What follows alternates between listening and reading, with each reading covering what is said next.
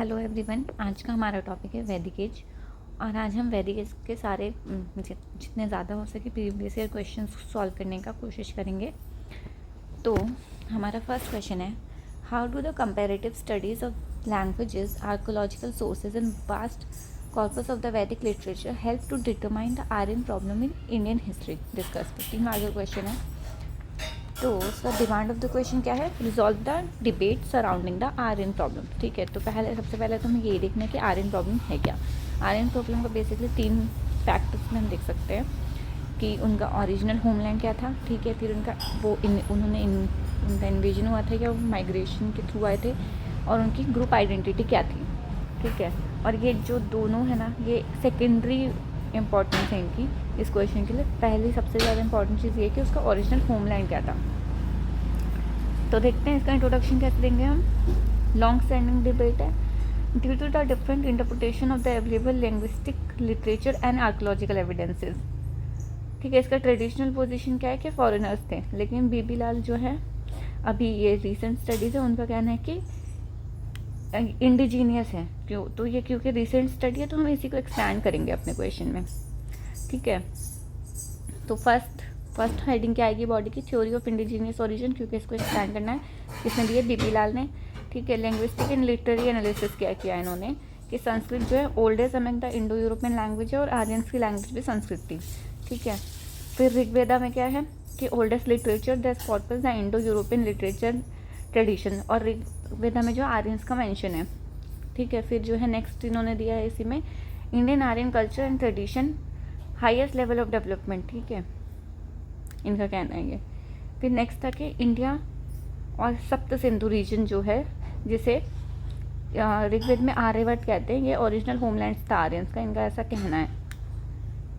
ठीक है, counter views क्या हैं इसके कि linguistic literary and archaeological analysis जो किए गए हैं वो बहुत ही ज़्यादा बायस्ड है। ठीक है, फिर है कॉलिन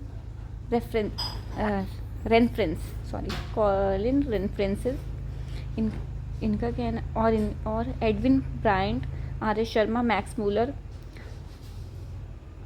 इनका कहना है कि ये सब का काउंटर, इन सब ने काउंटर भी दिया है, और इनका कहना है कि ओनली क्लासिकल संस्कृत जो थी वो कह रहे हो तुम। ठीक है, लेकिन जो ओनली क्लासिकल संस्कृत है उसमें जो है रेट्रोफ्लेक्स साउंड्स आते थे। रेट्रोफ्लेक्स साउंड्स तुम लोग गूगल कर सकते हो, जो मतलब लाइक टाइप के साउंड्स नहीं होते हैं वो, और वो सिर्फ संस्कृत में मिलते हैं, वो किसी और इंडो यूरोपियन लैंग्वेज में नहीं मिलते हैं। ठीक है, फिर जो है ऋग्वेदा वर्सेस ज़ैन अवस्था जो है ईरान होली बुक है, इसके कंपैरिजन से ये लोग कह रहे हैं कि भाई इनके यहाँ पे भी तो मिलता है आर्यंस का वो, तो किसको सही मानोगे। फिर है Aryans inscriptions dated back to 2000 to 1500 BC। ठीक है, बोगासगो इंस्क्रिप्शन जो मिला है, उससे पहले का कोई एविडेंस हमें आर्कोलॉजिकल नहीं मिला है। ठीक है, और DNA एविडेंस जो है, जो उसमें R1A1 जीन जो है, आज जिसे आर्यन जीन कहते हैं, फाउंड इन ईरान में मिला है। ठीक है, missing in the South Asian descent, South Asia में नहीं मिला है, इंडिया में मिला है लेकिन। तो मतलब इनका कहना है कि ईरान में मिल रहा है, साउथ एशिया में नहीं मिल रहा है, लेकिन इंडिया में मिल रहा है, तो इधर का गैप में किधर गया? तो माइग्रेशन तो नहीं हो सकता। तो कंक्लूजन कैसे आएगा? फॉरेन ओरिजिन था, ऑफ कोर्स किसी तरह आए होंगे कभी। ठीक है, ग्रेजुअल माइग्रेशन इन वेव्स, मतलब कि एक टाइम पीरियड में आए फिर नहीं आए, फिर दूसरे टाइम पीरियड में आए फिर नहीं आए, इस तरीके से हुआ होगा। इस वजह से जो है बीच में हमें इसके वो नहीं मिल रहे हैं एविडेंसेस।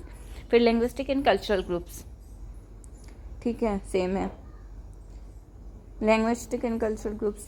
फिर जो है इसके बाद हम इसको ओपन एंड पे छोड़ेंगे कि भाई पर इन सारे बेसिस के बाद भी कुछ फिक्स नहीं कहा जा सकता, और रिसर्च की ज़रूरत है। तो नेक्स्ट क्वेश्चन है, archaeology knows of no Aryan, only literature knows of Aryan, examine critically.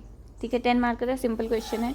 Demand of the question क्या है? Throw light on the doubts that remains regarding the Aryan culture and identity due to insufficient archaeological evidences. ठीक है, जिसपे बीबी लाल का कहना है कि Aryans जो थे वो इंडिजीनियस थे। किस बेसिस पे कहा इन्होंने? PGW कल्चर देख के कह दिया है। बॉन्टीमर व्हीलर ने कहा है कि आर्यंस ने इन्विजन किया था। क्यों? क्योंकि डिफरेंट फॉरेन कल्चर्स है इनका, ठीक है। नोमैडिक वर्क स्टाइल है, ठीक है। और जो है ट्राइबल नोमैड्स थे, लोग सडन इन्वेजन किया है, डिस्टिंक्ट कल्चरल फैब्रिक्स यूज़ किए हैं। और मैक्स मूलर और मिशेल विट्सल ने कहा है कि ग्रेजुअल माइग्रेशन है। कैसे? मोर लैंग्विस्टिक देन मटेरियल्स, ठीक है, इंपोर्ट्स मिले हैं। फिर जो है also supported by Cornell reference plus R.S. Sharma ने भी यही सपोर्ट किया है कि भाई माइग्रेशन है। कॉलिन का कहना है कि cultural similarities with other Aryan traditions agriculture वगैरह में मिली है, ठीक है। R.S. शर्मा और S.P. गुप्ता ने कहा है। S.P. गुप्ता ने कहा कि little evidence of the testing Aryan culture in the archaeological record, बहुत लिटिल एविडेंस मिला है। ब्रायंट ने कहा है कि इंडो ईरानियन ट्रेडिशन के बारे में कहा है। तो कंक्लूजन क्या होगा इसका? बेसिकली ये तो हो गया कि किस किस ने क्या कहा है। Since early Aryans were group of pastoral nomads who left behind little archaeological evidences using archaeology to study early Aryan history in India is problematic and the historians must rely upon literary sources. के भाई archaeological sources बहुत कम है, उसके basis पे कुछ भी कहना बहुत प्रॉब्लमैटिक है, तो हम जो है लिटरेरी सोर्सेज पे ही हमें डिपेंड होना पड़ रहा है। However, as known, interest in emerging in linguistic literature and archaeological evidences grows, greater clarity on the emergence of the Harappan culture may be become possible। Opening पे छोड़ा के और रिसर्च होगी तो अच्छा रहेगा, ठीक है। तो सम आर्कोलॉजिकल एविडेंसेस दिए हैं, इसमें दिखाया मैंने एग्जाम्पल। गांधार ग्रेव कल्चर मिला है, एच सिमेट्री कल्चर मिला है, OCP कल्चर मिला है, PGW मिला है। इसमें से कहीं कहीं पे थोड़ा सा दिख रहा है कि ईस्टवर्ड माइग्रेशन के चांसेस हैं, ठीक है। Linguistic analysis, change in the vocabulary and phonetics, ठीक है, जो अभी हमने ऊपर बात की थी। फिर नेक्स्ट क्वेश्चन है, discuss the evolution of the state institutions and the taxation system from वैदिक पीरियड टू लेटर वैदिक पीरियड, ठीक है। डिमांड ऑफ द क्वेश्चन है इवोल्यूशन ऑफ वैदिक पॉलिटी एंड टैक्सेशन, फैक्टर्स बताने हैं, कैरेक्टरिस्टिक, इम्पैक्ट। तो कैसे इसको वो करेंगे हम स्ट्रक्चर? फैक्टर्स को हम इंट्रोडक्शन में दे देंगे, कैरेक्टरिस्टिक्स को मेन बॉडी में दे देंगे और इम्पैक्ट हम कंक्लूजन में बताएंगे। तो देख लेते हैं फटाफट से। इंट्रोडक्शन क्या लिखेंगे? Emergence of the agriculture as the most important economic activity was the single most important factor for the major change in the Vedic polity from the early Vedic to the later Vedic. क्या दिया है introduction? Agriculture is the main important activity, ठीक है। अब characteristics पे बात कर लेना है बॉडी में। तो इस चूँकि अर्ली टू लेटर वैदिक बताना है, देखो अर्ली वैदिक में क्या था कैरेक्टरिस्टिक्स और लेटर वैदिक में साइमल्टेनियसली देखते हुए चलेंगे ताकि कन्फ्यूजन भी ना हो। अर्ली वैदिक में ट्राइबल पॉलिटी था, लेटर वैदिक में टेरिटोरियल पॉलिटी था। कैसे? ट्राइबल पॉलिटी में क्या था कि किनशिप बेस्ड आइडेंटिटीज़ थी, ठीक है, ब्लड लाइन्स वगैरह नहीं थी, इतनी थी, मतलब किनशिप डेट थी। फिर एग्रीटेरियन थी, membership for tribal gives all individuals the same set of political rights दिए गए थे सारे इंडिविजुअल्स को। और इधर लेटर वैदिक में क्या था? टेरिटोरियल में जनपदास बन चुके थे, पॉलिटिकल स्ट्रेटिफिकेशन हो चुका था, किंगशिप बेस्ड स्टेट नहीं था। भाई जो कैपेबल होगा वो अटैक करेगा और टेरिटरी को का हेड बन जाएगा, किंग बन जाएगा, ठीक है। फिर इधर जो है individual single state of rights थे, तो क्या हो गया था इसकी वजह से स्ट्रॉन्ग डेमोक्रेटिक ट्रेडिशंस बन गए थे। इलेक्टेड चीफ्स जिसका एग्जाम्पल है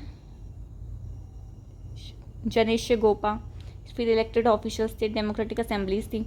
और इधर लेटर वैदिक में क्या हो गया था कि डेमोक्रेटिक एलिमेंट्स जो है डिसअपेयर हो गए थे लेटर वैदिक में, क्योंकि हेरिडार्की मोनार्क्स आ गए थे, मतलब लाइक हेरिडार्की मोनार्क्स बन गए थे। फिर अपॉइंटेड ऑफिशियल्स थे, ठीक है।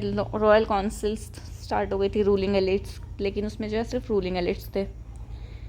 फिर इधर जो है अर्ली वैदिक में हो गया था small early states leading to the tribes in battle acquiring cattle wealth, ठीक है, मतलब लाइक वॉर पे जी रहे थे ना अर्ली वैदिक्स में, तो वॉर इनका इम्पॉर्टेंट सोर्स ऑफ लिविंग था, तो उसकी वजह से ट्राइबल बैटल्स होती थी जिसको एक्वायर करने के लिए इनको, जिससे ये लोग वेल्थ एक्वायर करते थे।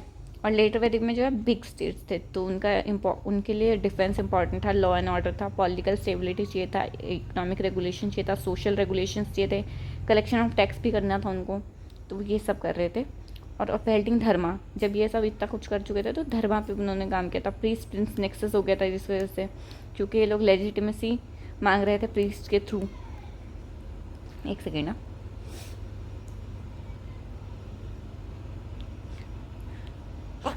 सॉरी। ठीक है, नेक्स्ट हमारा अर्ली वैदिक में क्या था, ब्यूरोक्रेसी अंडर डेवलप्ड। ब्यूरोक्रेसी चीज़ों का इतना इम्पोर्टेंस था नहीं, ठीक है, लेटर वैदिक में, लेकिन सॉरी अर्ली वैदिक में, लेकिन लेटर वैदिक में ब्यूरोक्रेसी का काफ़ी इंपॉर्टेंस था, क्योंकि हमने अभी देखा ना कि इतनी सारी चीज़ें करनी है, इतना डिपार्टमेंटलाइजेशन हो गया, तो फिर ब्यूरोक्रेसी इंपॉर्टेंट थी। ठीक है, अर्ली वैदिक में क्या था, tribal militants rather than permanent army, ठीक है, क्योंकि रेगुलर सैलरी वगैरह वो लोग नहीं देते थे। लेकिन लेटर वैदिक में जो है सेंट्रलाइजेशन हो चुका था, तो present because of bureaucracy and army, क्यों, और सेंट्रलाइजेशन हो चुका था तो ब्यूरोक्रेसी भी उनको चाहिए थी, आर्मी भी उनको चाहिए थी। फिर अर्ली वैदिक में जो है डिसेंट्रलाइज था, डिसेंट्रलाइजेशन था, कुछ सेंट्रलाइज नहीं था, जनास था, विश था, धर्म था, कुल था, ठीक है। और लेटर वैदिक में जो है सेंट्रलाइज था, इस पे बात हो गई है। अर्ली वैदिक में जो है डिस्क्रिमिनेशन जो था basis of the tribal identity के बेसिस पे होता था, ठीक है। और लेटर वैदिक में डिस्क्रिमिनेशन कंटिन्यू था, लेकिन उसके पैरामीटर्स चेंज हो गए थे, वर्णा पे होता था, जेंडर पे होता था, क्लासेस पे होता था, ट्राइबल आइडेंटिटी इतना मैटर नहीं कर रहा होता था, ठीक है। और अर्ली वैदिक में जो है टैक्सेशन था, इनफॉर्मल था लेकिन वॉलेंट्री था, जिसका मन होता था वो देता था। इसका एग्जाम्पल है बलि, ठीक है। कलेक्टिव डिफेंस टैक्स था ये, लेकिन वॉलेंट्री था। भागा, voluntary offering of the fruits and flowers, ठीक है। और नो टैक्स ऑफिशियल्स और क्लास की ज़रूरत नहीं थी। लेकिन लेटर वैदिक में क्या हो गया था, टैक्सेशन जो है फॉर्मलाइज हो गया था और कंपलसरी हो गया था। टैक्सेशन से जो है नेटवर्क इनको इंक्रीज़ हो गया था और टैक्स का बेसिस भी बढ़ गया था, क्यों, बलि जो है कंपलसरी हो गया था। भागा लैंड रेवेन्यू का इम्पोर्टेंट सोर्स बन गया था, ठीक है। और भोगा रिचुअलाइज्ड हो गया था। शुल्क कमर्शियल टैक्स था, और जब इतनी सारा टैक्स हो गया था और फॉर्मलाइज हो गया था, कंपलसरी था, तो इनको स्पेशल ऑफिसर्स की भी नीड थी टैक्सेशन कलेक्शन के लिए, ठीक है। तो कंक्लूजन में क्या देंगे कि जनपदा, जैसे हमने पूरी इसमें बात की है ना कि कैसे कैसे इधर से इधर पे शिफ्ट आया है,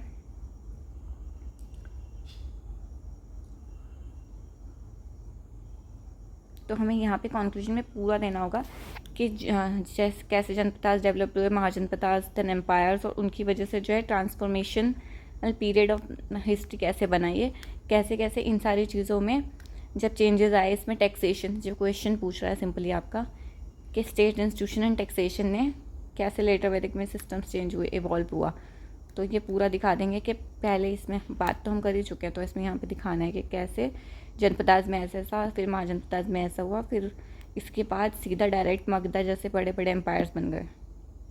पूरा समराइज काइंड ऑफ कंक्लूजन आएगा।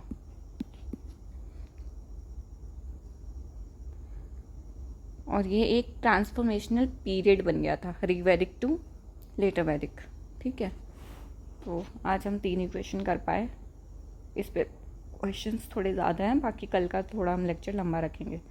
Okay, thank you so much. और अगर आपको बिल्कुल थोड़ा भी कंटेंट हेल्पफुल लग रहा है तो please comment down below and support our channel.